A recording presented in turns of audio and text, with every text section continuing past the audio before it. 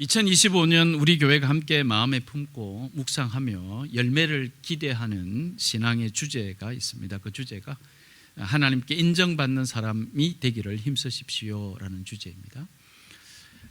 오늘 우리가 함께 모여드리는 이 첫 주일 예배 말씀은 이 신앙 주제를 우리가 어떻게 이해하고 올 한 해 하나님께 인정받기를 힘쓴다라는 것은 바로 이 어떤 실천적 태도를 가져야 하는지, 그러니까 이 신앙적 주제의 의미와 그리고 이 신앙적 주제를 향한 올바른 실천적 신앙의 태도, 그것이 무엇인지에 대하여 여러분과 함께 말씀을 통해서 나누고자 합니다.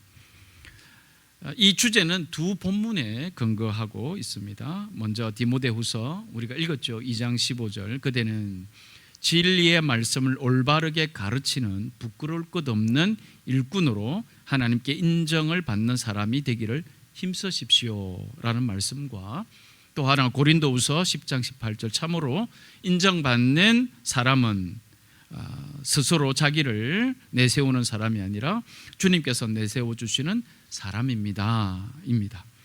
자, 이 두 말씀에서 우선 우리가 공통적으로 등장하고 있는 것을 이렇게 발견할 수 있습니다. 그것이 바로 인정받는다라는 뜻입니다. 인정받는다라는 이 의미, 이 말이 디모데후서 2장 15절과 고린도후서 10장 18절에 함께 공통적으로 등장하고 있습니다. 자, 이 인정받는다라는 이 말은 여러분이 잘 알다시피 이게 원어적으로 보면 이 도키모스라는 이 말은 원어적으로 원래 이 불순물이 있는 그런 금속을 재련해서 순수한 그런 결과물을 얻는 그런 과정을 이해하도록 할 때 사용된 단어입니다.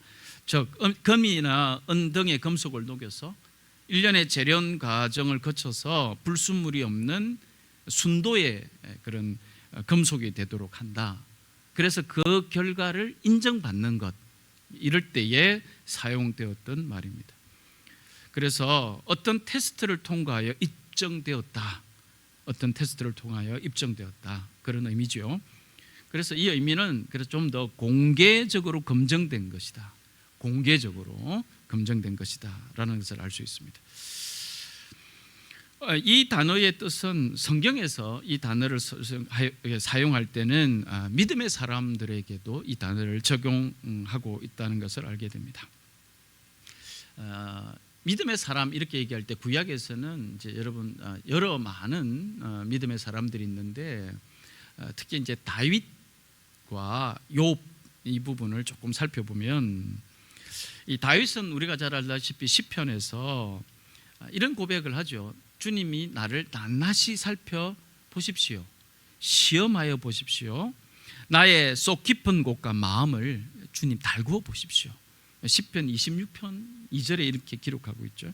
이런 고백들, 하나님을 향해서 나를 살펴보십시오, 낱낱이 시험하여 보십시오, 이런 고백들을 다윗은 자주 하고 있다는 것을 시편에서는 알 수 있습니다. 그러니까 여기서 이제 다윗이 시험하여 보십시오, 그 다음에 이제 달구어 보십시오라는 이 말이 바로 금속을 재련하면서 불순물을 제거하고 순도 높은 금속이 되도록 한다, 이런 의미가 들어가 있습니다.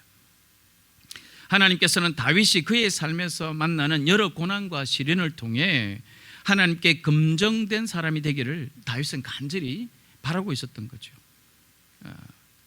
불순물이 제거되어서 순수한 것이 남은 검증된 그런 결과들처럼 말이죠.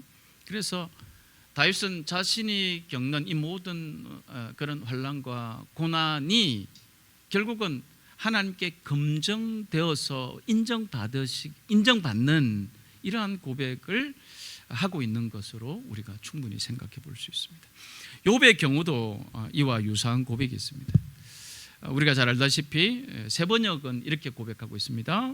하나님은 내가 발 한 번 옮기는 것을 다 알고 계실 터이니 나를 시험해 보시면 내게 흠이 없다는 것을 아실 수 있으련만 여러분 개역 개정으로는 우리가 잘 알고 있는 그러나 내가 가는 길을 그가 아시나니 그가 나를 단련하신 후에는 내가 순금같이 되어 나오리라 이렇게 얘기하고 있죠. 여기서 단련하다라는 의미가 바로 불순물을 제거하여 순수한 것을 만드는 과정이 포함된 것을 말하죠. 그래서 정금같이 순금같이 이렇게 얘기합니다. 이해할 수 없는 고통과 시련 속에서 하나님은 비록 욥에게 아무 대답이 없으셨던 그런 하나님으로 등장하고 있지만 그럼에도 욥은 나는 하나님을 신뢰하겠노라 라는 이 고백을 하고 있죠. 바로 이 고백이 순금 같다 이렇게 우리가 받아들일 수 있습니다. 사랑하는 교우 여러분, 바로 오늘 본문에서 말하는 하나님께 인정받는 사람이란 이런 의미는 이렇게 삶의 여러 상황들, 그 상황들이 녹록지 않는 상황들이죠. 성경은 이것을 고난과 시련이라고 얘기하는데 이러한 고난과 시련을 통해 영적인 변화와 품성적인 변화가 있는 사람으로서 하나님께 검증받다 그런 사람이다라는 것을 잘 표현해 주고 있는 것이 하나님께서 인정받는 사람 이런 뜻이죠.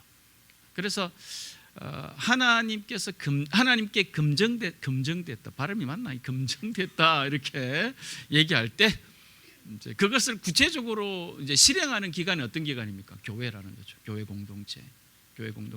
그래서 항상 하나님께 검증된 것은 교회 공동체를 통해서 실현되고 있다라는 것을 기억하실 필요가 있겠습니다. 자, 그래서 하나님께 인정받는 것에 대한 이런 이해와 함께 그렇다면 조금 더 저는 올 한 해 어떻게 이 주제를 우리가 실천하며 살아가야 할 것인가라는 실천적 문제에 좀 더 접근해 보고자 합니다. 물론 어떻게 실질적으로 실천하고 적용하며 살아갈 것인가라는 문제는 사람마다 처한 상황이 조금씩 다를 수 있습니다. 그렇지만 저는 오늘 이 크게 두 가지 방향에서 말씀드림으로 각자의 상황이 다르지만 적용하도록 하시는 그런 은혜가 상황은 다르지만 그 은혜는 동일하게 우리에게 있게 하셔서 우리의 다른 상황들을 하나님께서 알고 계시는구나. 그래서 공동체가 어떻게 이런 실천적 주제를 함께 고민하면서 나아가게 될 때에 교회로서의 세움을 경험하게 될까, 이런 자리로 함께 나아갈 수 있었으면 좋겠다 이렇게 생각합니다. 크게 두 가지 방향에서 이 실천적 문제의 접근에 대한 은혜를 나누고자 하는데요. 먼저 읽었던 디모데후서 2장 15절 말씀에서 한 가지를 언급하고자 합니다. 말씀드리려고 하는데, 자, 이 본문에서는 하나님께 인정받는다라고 할 때에 우리에게 실천적 문제로서 던져주는 그런 내용이 이 두 가지의 적극적 태도로 우리에게 다가오고 있습니다. 그러니까 실천적이다 그랬을 때 디모데후서 2장 15절은 우리가 해야 할 것을 말합니다. 해야 할 것. 이것이 적극적인 태도로 꾸준히 반복적으로 스스로 해 나가야 하는 강한 의지가 담겨 있는 말씀이 2장 15절에 등장하고 있습니다. 이것이 진리의 말씀을 올바르게 가르치다라는 말과 힘쓰다라는 이 말에 적극적으로 실천해야 된다라는 그러한 의미가 담겨져 있다는 거죠. 자, 이 두 단어가 하나님께 인정받는 것에 대한 어떤 영향력을 행사하는 것으로 간주되어서는 안 됩니다. 그러니까 내가 적극적으로 실행하기 때문에 하나님이 인정해 주십시오, 이런 접근은 아니라는 거죠. 절대로 이런 접근은 아니다. 오히려 인정받는다고 할 때 이 두 태도, 즉 적극적이고 꾸준하며 반복적으로 스스로 해 나가고자 하는 강한 의지, 이 두 태도는 긍정되고 그 일에 적합하게 된 변화된 모습을 말하는 것이지, 하나님께 인정받기 위해서 죄송합니다만 쇼붙이는 것 같은 그런 의미는 아니다. 그래? 그런 의미로 받아들여서는 안 된다. 이거는 변화된 태도를 말하는 것이다 라는 사실이죠. 자, 우리가 잘 알다시피 디모데 전후서는 하나님께서 사도 바울을 통해 당시 에베소 교회에 발생한 문제를 해결하도록 하기 위해서 디모데를 보낸, 그래서 그에게 목회 가르침을 담은 서신 형태의 말씀이죠. 그러다 보니 사역자로서 어떻게 교회 사람들에게 진리의 말씀을 가르칠 것인가에 대한 말씀이 주로 이 디모데 전후서에 등장하고 있죠. 하지만 우리는 이 말씀을 올바르게 가르치는 일, 힘쓰는 일이 비단 사역자들에게만 국한되지 않는다라는 이 사실로의 확장으로 디모데 전후서에서 목회적 가르침을 적용해야 된다는 거죠. 그러니까 디모데 전후서의 목회적 가르침이 특정한 사람들에게 제한적으로 이렇게 되었다면 정경으로서 실릴 수가 없는 거죠. 그러니까 모든 믿는 사람들에게 적용되도록 하고 있다라는 것을 기억하면서 디모데서의 말씀을 우리가 받아야 한다는 것이죠. 이 말은 곧 올바르게 가르치는 일, 힘쓰는 일이 사역자들에게 국한되지 않는다라는 것을 이해해야 된다는 거죠. 그래서 모든 믿는 사람들은 하나님의 사역자들이어야 한다라는 사실을 기억하셔야겠습니다. 자, 그렇다면 이 말은 우리 모두가 다른 사람들에게 성경을 가르칠 수 있는 모습에 다다를 수 있도록 힘써야 한다, 그런 하나님의 격려로 볼 수 있는 거죠. 하나님의 격려다, 이렇게 믿는 것입니다. 물론 저와 여러분이 뭐가 다르냐 하면, 하나님의 말씀을 가르친다고 할 때에 교회 안에서의 목회자로서의 어떤 그 은사적 역할들, 그 다음에 또 이제 교회의 평신도, 이런 말이 죄송합니다만 목회자가 아닌 교우로서의 삶에서 하나님의 말씀을 가르쳐야 된다고 했었을 때 은사적인 그런 차이는 있을 수 있지만, 저와 여러분은 그리스도인으로서 하나님의 말씀에 대한 사역자로 기억해야 한다. 이것은 공통점이라는 거죠. 자, 성경을 가르친다라고 했었을 때 저와 여러분이 함께 기억해야 될 것은 무엇인가? 여러분이 억울하게 생각해서는 안 됩니다. 그러면 내가 목회자 하지 뭐 어떻게, 이렇게 생각하면 안 된다는 거죠. 저와 여러분이 동일한 태도가 뭐여야 되냐면, 하나님의 말씀을 대하는 태도가 결국은 다른 사람들을 가르칠 수 있을 정도의 시간에 도달해야 된다라는, 이것을 꼭 기억해야 된다는 거죠. 그래서 성경을 가르치기 위해 부끄럽지 않도록 성실하고 꾸준하게 반복적으로 노력하는 자세는 저도 그렇고 믿는 여러분도 갖고 똑같이 가지고 있어야 된다는 거죠. 그러니까 만약에 목회자인 저에게만 이런 태도가 준비되어 있고, 여러분들은 나는 목회자가 아니니까 그런 태도가 필요 없다, 이렇게 생각하는 것은 디모데서에서의 말씀을 잘못 적용하는 것이다, 이렇게 보는 거죠. 물론 그 은사가, 그 가르치는 은사가 공개적으로 설교로 드러난다든지 뭐 이런 차이는 있을 수 있지만, 우리 모두는 하나님의 사역자로서 하나님의 말씀을 가르칠 수 있는 그런 자리에 서야 한다, 이 말씀을 드리고 싶은 거죠. 그러니까 이것은 의도적 노력이 필요하다는 거예요. 의도적 노력이 필요하다는 거죠. 그러니까 의식적으로 노력해야 된다는 거예요. 그 다음에 이 노력은 꾸준하고 반복적이어야 한다라는 사실을 기억해야 되고, 이것이 바로 변화된 모습에서 오는 것이다, 이렇게 보는 거죠. 자, 자, 그러나 여기서 또 하나 중요하게 제가 말씀드리고 싶은 것은 이 가르친다는 것을 좀 더 넓게 해석하며 적용할 수 있다는 사실인데요.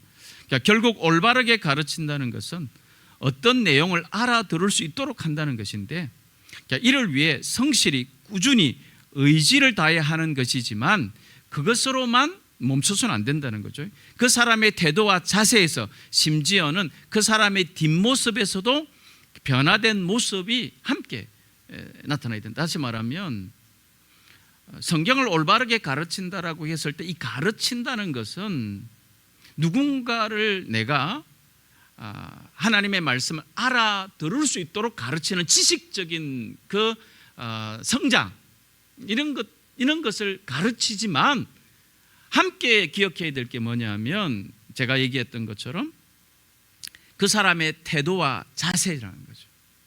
그러니까 심지어는 그 사람의 뒷모습까지 포함해서 변화된 모습이 가르치는 모습 안에 들어간다. 가르친다라고 얘기했었을 때 들어가는 내용으로 기억해야 된다, 이런 거죠. 그러니까 앞에서 알아들을 수 있도록 가르쳤는데 돌아서는 뒷모습은 가르치는 거하고 달라, 이런 건 안 된다 이 말이에요. 이게 같이 포함이 돼야 올바르게 가르치는 모습이다, 이렇게 말씀하고 있다는 거죠. 자, 예를 들어 설교자로서 저는 올바른 말씀이 여러분에게 들려질 수 있도록 어떻게 해야 될까요? 여러분, 이 설교 한 편을 위해서 또는 여러분에게 말씀을 공개적으로 전하기 위해서, 증거하기 위해서 저는 정말로 준비를 지속적이고 꾸준히 반복적인 태도를 가지고 해 나가고 있는가라는 사실입니다.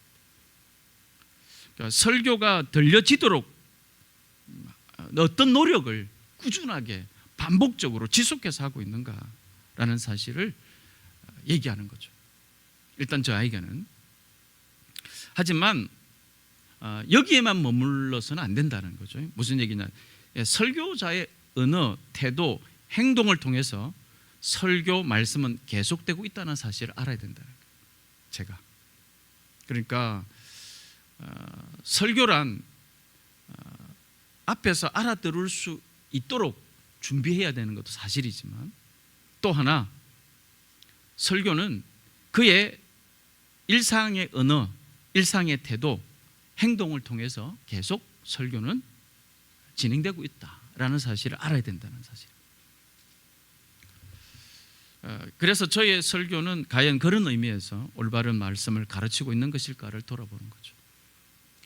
이 사실을 여러분은 잘 모를 수 있잖아요. 우리 가족들은 가까이 있으니까 알 거란 말이에요. 우리 가족들 다 해서 예배 드린다는 거예요.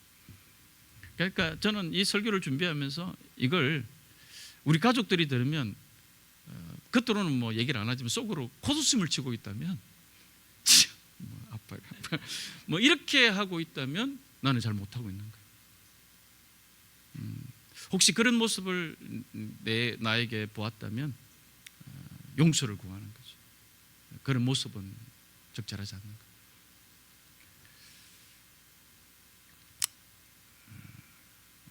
여러분, 비단 설교만 그런 건 아닙니다. 설교만 그런 건 아닙니다. 우리 모두가 이런 태도가 필요하죠.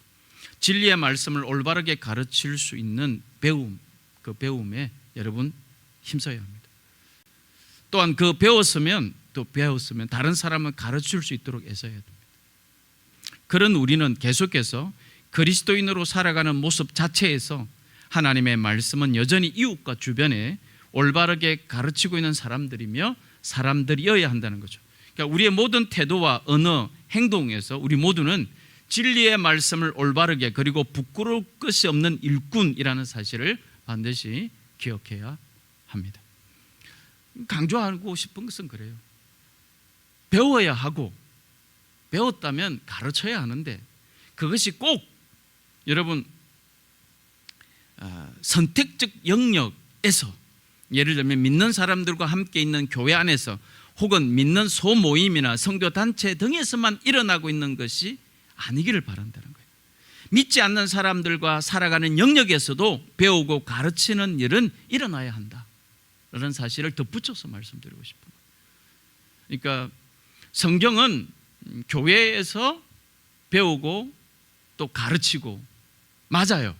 그런데 여기서 머무는 건 아니란 말이에요. 그러니까 성경에 대한 배우고 가르치는 것을 특정 영역에서 제한해서 그 이외에는 더 이상 성경에 대하여 배우고 가르치는 일이 확장되어지는 것을 막아버리면 안 된다는 말이에요. 여기서 배우고 여기서 가르치는 것은 여러분 우리를 보내신 모든 삶의 영역에서 이 일을 계속해서 이어나가도록 하기 위한 교회로서의 부르심을 우리가 인정하는 것을 말하는 거예요. 그러니까 교회 외에는 하나님의 말씀을 올바르게 배우고 가르치는 부르심을 받은 공동체가 없다라는 사실 때문에 교회에서 올바르게 말씀을 분별해서 배우고 가르치는 일이 있어야 되는 거예요. 하지만 거기에서 머물면 안 된다라는 사실을 반드시 또한 기억해야 되는 거예요. 여러분 우리가 여기서 배우고 가르치면서 우리에게 일어난 변화는 우리가 살아가는 모든 삶의 영역에서 다른 사람들을 귀중하게 여길 수 있는 태도, 그들의 말을 경청할 수 있는 태도, 이런 부분들이 나타나는 변화가 있겠죠. 그래서 나만 옳다고 주장하거나 다른 사람에 대한 배려 없이 일방적인 방식의 삶으로 믿는 사람들은 그렇게 살아간다, 이런 오해를 주게 해서는 안 된다는 말이죠. 우리가 이렇게 배우고 가르치게 되었을 때에 이런 모습이 우리의 일상에서는 어떻게 다른 사람들과의 관계에서 확장되어져야 하는가라는 사실에 대해서 명확하게 이해하고 있어야 된다, 이런 사실이죠. 왜 그럴까요?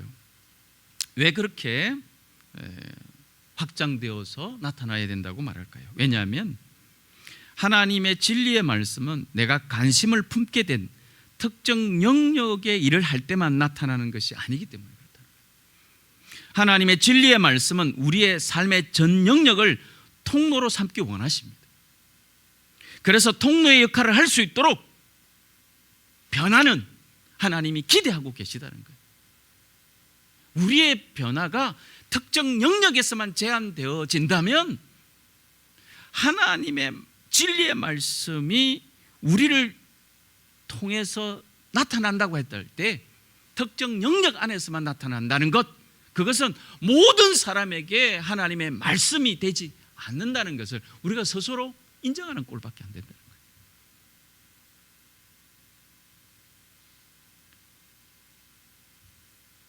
여러분, 변화는 뭡니까? 교회에서만 변화, 이걸 변화라고 말하지 않아요. 여기서의 변화는 삶의 전 영역에서의 변화로 이어진다라는 사실을 기억해야 되죠.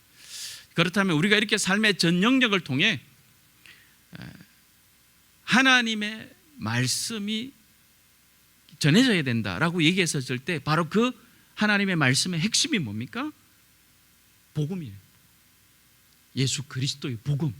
이것이 우리로 하나님의 말씀을 전해야 한다 그랬을 때 핵심적인 내용이란 말이죠. 그 이유가 뭐죠? 왜 그래야 되죠? 왜 기쁜 소식이어야 되죠? 왜 복음이 전해져야 된다는 거죠? 이런 이유를 물어볼 때 그것은 디모데후서 2장 10절에서 여러분 이렇게 말하고 있죠. 하나님께서 택하여 주신 사람들이 그리스도 예수 안에 있는 구원을 영원한 영광과 함께 얻게 하려는 것이다, 이렇게 얘기하고 있어요. 여러분 분명하게 얘기하겠죠. 하나님께서 택하여 주신 사람들이 그리스도 예수 안에 있는 구원을 영원한 영광과 함께 얻게 하기 위한 하나님의 계속 일하심이 믿는 그의 백성들이 하나님의 말씀에 대한 태도를 통하여 계속 나타나기를 원하신다, 나타나야 한다, 이렇게 말씀하고 있다는 것이죠. 이 땅에서 구원 얻기로 작정된 모든 사람들이 주께로 돌아오는 일은 하나님께서 그토록 간절히 원하시는 일이고 그 원함이 우리에게 왔다, 이것이 변화입니다. 이것이 변하다. 사랑하는 교우 여러분, 우리는 오늘도 여전히 함께 모여 예배하고 기도하며 서로의 모습을 통해 배우고 있죠.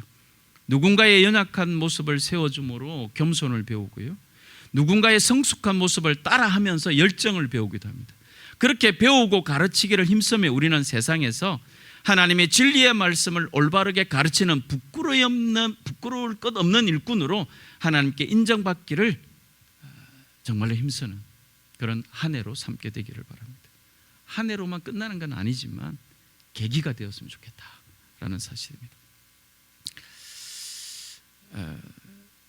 여러분, 하나님께 인정받기 위해 그래서 힘써야 될 두 번째 실천적인 것은 이게 하나님이 인정하시는 것을 받아들이는 자세와 연관되어졌습니다. 그러니까 하나님이 인정하신다라고 하는 것은 우리 입장에서 보면 하나님의 인정하심은 우리 입장에서 보면 수동적인 거죠. 수동적인 거예요.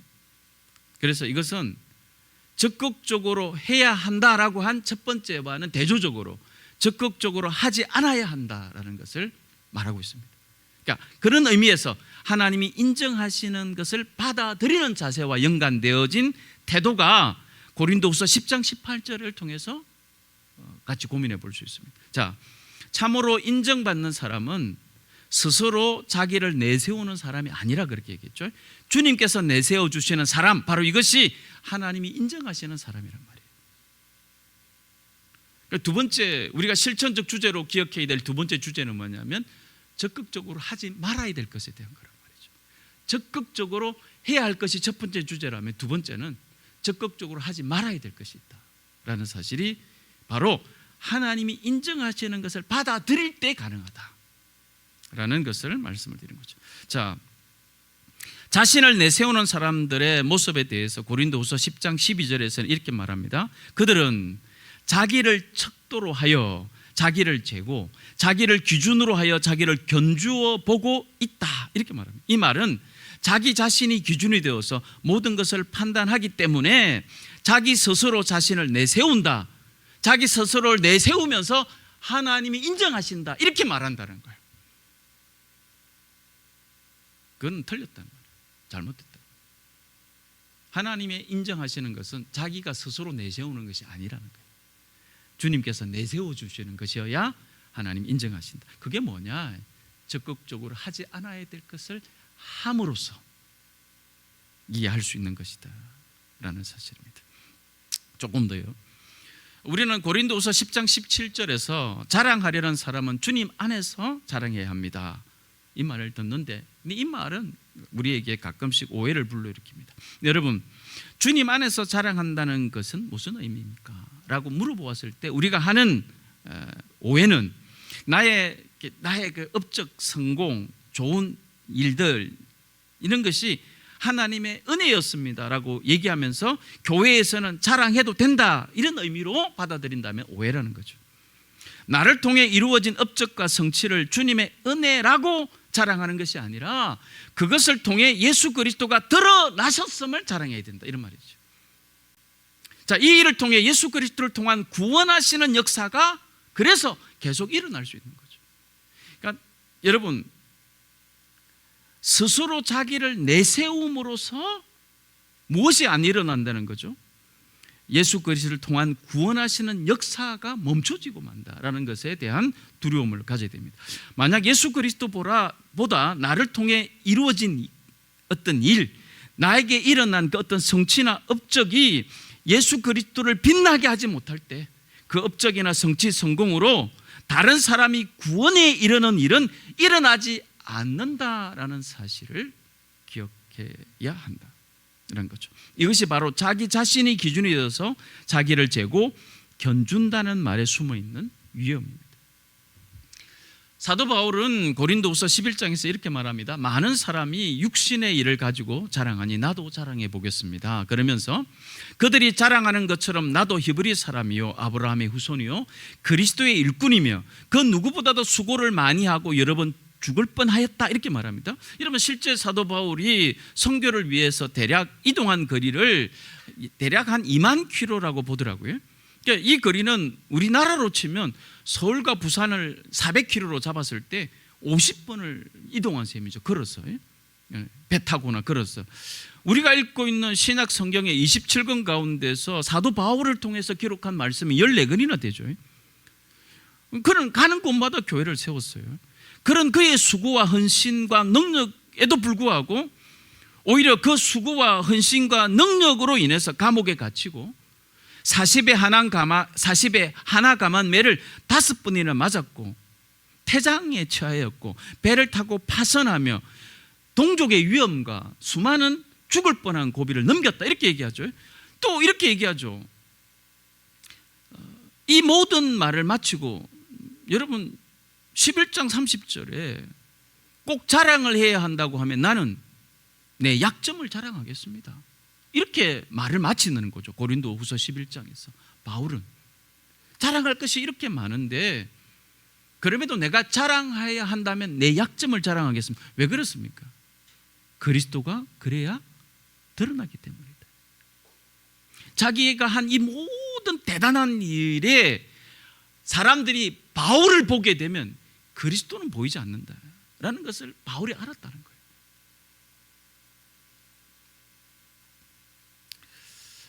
여러분, 제가 이런 얘기를 하면 나는 바울 같은 사람이 아닙니다.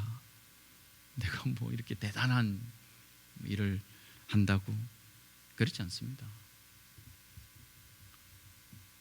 하나님의 백성으로, 자녀로서 대단하고 대단하지 않는 것을 내가 판단하지 말고 하나님의 판단에 맡기시면서 자기의 삶을 존귀하게 살아내도록 하는 이 부르심을 기억한다면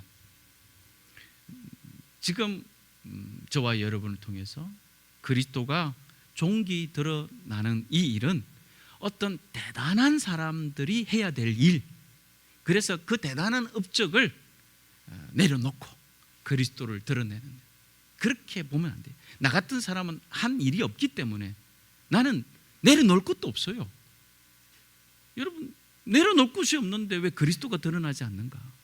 그건 내려놓을 것 없는 그것 때문에 그리스도가 드러나지 않는다 라는 사실을 기억해야 돼요. 그리스도가 드러나지 않고 있다면 뭐 큰 업적을 가진 사람이나 그렇지 않는 사람이나 여러분 똑같이 하나님의 일에 힘쓰고 있지 못하다는 거예요. 그러니까 그것을 적극적으로 하지 말아야 될 것을 하지 않고 있다라는 사실을 기억해야 돼요. 그러므로 우리의 자랑은 우리가 어떤 사람인지, 무슨 일을 이루었는지, 무슨 일을 하고 있는지가 아니라는 거죠. 자신을 내세우는 것도 아니라는 거죠. 이제 우리로 인해 우리의 모든 삶을 통해 어디서나 예수 그리스도가 드러나시게 된 그런 삶을 보고 간증하고 그것을 함께 나눌 수 있어야 이것이 변화다, 이렇게 얘기하고 있고 이것을 자랑한다, 이렇게 본다는 거예요. 자, 나이 들어서 사람들과 잘 지내는 사람들의 공통점이라는 주제로 짧은 강의 영상을 본 적이 있어요. 강의 중간에 이런 내용이 있었는데요. 이 내용을 들으면서 내가 조금 이렇게 약간 좀 이렇게 화가 나더라고요. 내 얘기를, 그러니까 이제 내 얘기가 이렇게 꼭 짚혀져서 하는 것처럼 들리니까 조금 이렇게 좀 그랬었는데 한번 들어보십시오. 어떤 사람은 딱히 나한테 크게 잘해주거나 배려해주는 것 같지 않은데 만났을 때 편한 사람이 있고, 어떤 사람은 딱히 나에게 뭘 잘못하거나 그러지도 않은데 불편한 사람도 있다. 그러니까 그 차이는 그 사람의 배려 방식에 있다. 이런 강의였어요. 자, 어떤 사람은 무엇을 해주는 것으로 배려를 하는 사람이 있는 반면에 어떤 사람은 상대방이 불편해하는 것을 하지 않는 것으로 배려를 하는 사람이 있다는 거예요. 그런데 사람들은 본능적으로 무언가를 상대방에게 해주는 것으로 배려해야 한다, 이렇게 생각한다는 거예요. 왜냐하면 내가 무언가를 안 하는 것으로 배려를 하면 상대방이 잘 눈치를 못 채고 나도 스스로 무언가 해줬다는 티가 안 나기 때문이라는 거예요. 그래서 사람들은 내가 배려했다는 티가 잘 나도록 이 사람을 위해서 뭘 해줄까를 더 많이 고민한다고 해요. 그런데 이 강사는 상대방을 편하게 해주기 위해서는 상대방이 불편해하는 것을 하지 않는 배려가 상대방을 편안하게 해주는 효과적인 방법이라고 말해요. 나는 이것을 100% 받아들이지는 못하겠어요. 왜냐하면 이게 나를 불편하게 했어요. 나에게 그런 모습이 좀 있었던 것 같아요. 가족들에게도 막 내가 배려한다고 했지만 가족들이 싫어할 때가 있잖아요. 그러면 싫어하는 가족이 잘못됐다고 생각한 거예요. 내 배려가 옳다 이렇게 생각한 거예요. 나는 또 교인들한테 막 배려를 하는데 교인들이 막 이렇게 좀 싫어할 수 있잖아요. 좀 이렇게 주춤할 수 있잖아요. 그러면 변화가 그렇게 안 돼가지고 말이에요. 내가 그렇게 하려고 하는데 그렇게 변화가 안 돼가지고 어떻게 이렇게 생각하지 않았나라는 것을 그 강의를 통해서 내가 다시 한번 생각해 본 거죠. 나는 배려라고 했지만 상대방에게 정말 이게 배려가 되었을까? 이런 거죠. 그러니까 나는 뭔가를 적극적으로 해야만 배려라고 생각하지만 때로는 적극적으로 하지 않음으로써의 배려도 있다는 거죠. 그러니까 이게 굉장히 좀 어렵더라고요. 굉장히 어렵더라고요. 자, 이것을 구분할 수 있는 방법은 상대방에게 내가 배려한다고 했는데 상대방이 잘 받아들이지 않을 때 섭섭해하지 않으면 돼요. 아, 그럴 수 있겠구나. 이런 마음이 든다면 적극적으로 하지 않음으로써 상대방을 배려하려는 태도로 그 태도가 시작되는 것이다. 이렇게 생각하는 거예요. 그렇다면 이제 우리는 이 간극이 자칫하면 굉장히 어려운 간극이 벌어질 수 있어요. 굉장히 어려워요. 그러니까 상대방에게 뭘 함으로써도 배려해야 되지만 뭘 하지 않음으로써도 배려해야 되잖아요. 이게 쉽지 않아요. 근데 이게 가능하게 한 요소가 뭐예요? 이것이 왜 가능한, 왜 이 두 가지를 우리가 가능하게 되는 일이라고 생각하는가? 여기에서 나를 내세우지 않을 때 가능한 거예요.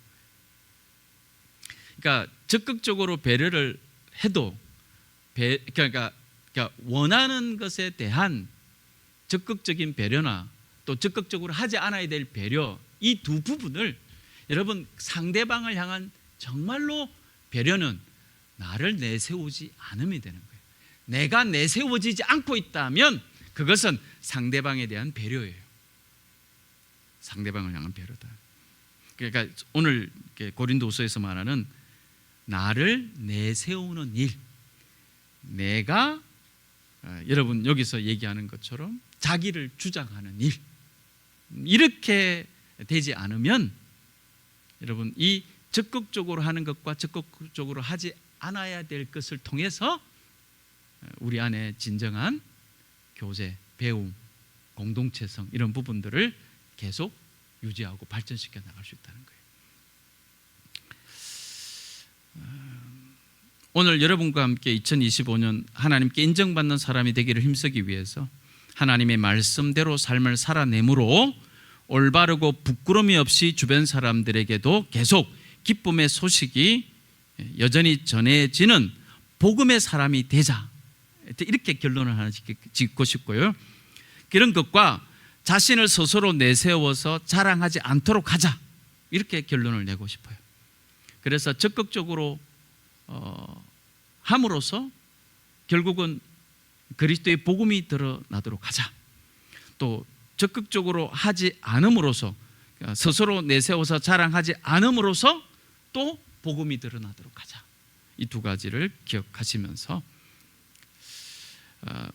우리가 신앙생활에 힘쓴다고 할 때 우리도 내가 무엇인가를 할 때 내가 뭔가 열심히 하고 있구나 느낄 때가 많을 줄 알아요. 그러나 동시에 우리가 놓치지 말아야 할 것은 우리가 하지 말아야 할 것을 하지 않도록 애쓰는 것, 이 사실에 대한 중요성을 다시 한번 더 말씀드리고 싶어요. 하나님께서 원하시지 않는 것들, 교회의 덕이 되지 않는 것들을 하지 않는 것, 절제하는 것도 적극적으로 우리가 힘써야 한다라는 사실을 덧붙여서 말씀드리고 싶어요. 교우 여러분, 하나님 말씀대로 힘써 행할 것은 행함으로 또 행하지 않을 것은 힘써 행하지 않으므로 하나님께 인정받기를 힘쓰는 저와 여러분들이 되시기를 축원합니다. 인정하시는 분은 하나님이시지만 인정받기를 사모하며 힘쓰는 것은 우리의 복인 줄 믿습니다. 기도하겠습니다.